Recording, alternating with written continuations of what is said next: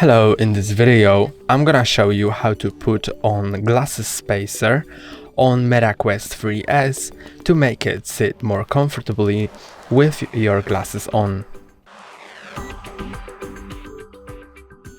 Here is the Meta Quest 3, and if you want to use it with glasses, you can put on a glasses spacer that's included in the box.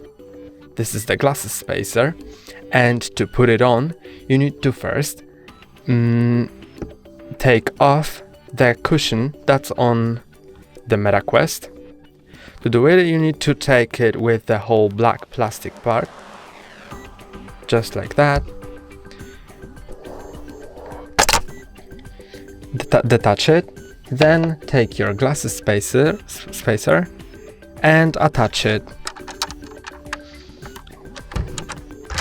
Make sure that it's fully attached.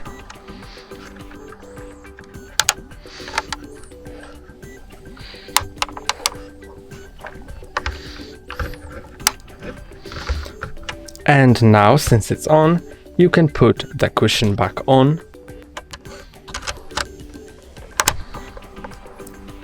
And now you can use it with glasses.